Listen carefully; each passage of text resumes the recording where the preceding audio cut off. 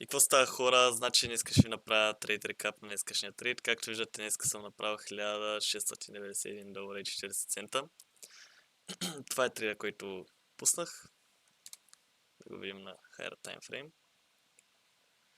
Ето го. Сега ще ви обясня причината, поради която влезнах.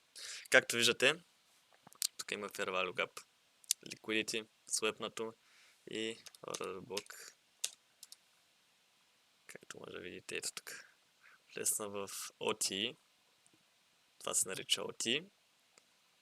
Беше свепнат previous day low. И очаквах да бъдат текнати Asian Walls, тъй като London High вече беше текнат. Очаквах Asian Highs, където ми беше първото тип 1, където изтеглих 5 микроконтракта. На типи 2 изтеглих 3 и на типи 3 изтеглих още 2. Идеята за този трейд е, че на един час имахме Market Structure Shift. Както виждате тук, като свефваме London High, има Market Structure Shift. Съжалявам малко, че не изчаках да си продължа трейда до тези Relatively Equal Highs. Обаче не ги видях по-рано, защото бях спал. Не ги видях просто. Но съм доволен от днескашния трейд като цяло.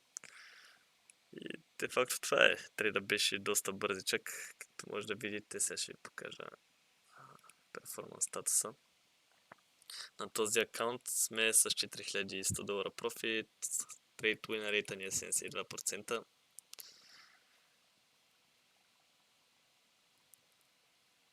Виждате, миналия уик сме били с $2423 печалба и днеска сме с 1691.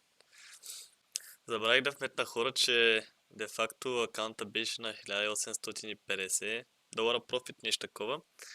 И защото не съм сигурен точно колко. Знам, че пуснах един трейд преди малко, който мислех, че ще правим шортове с него, но загубихме $150. Това забравих да го вметна в самото клипче. Но както и да е, смисъл от тия $150, като ни ги взеха, останахме за деня с профит от $1680, така че аз съм напълно щастлив, въобще нямам проблем от тия $150. Той беше малко по риск трейд, исках да видя просто дали е възможно това да се случи. Малко ма бейт на Nasdaq, но да. Така че да, благодаря ви много, че гледахте този клип и до нови срещи!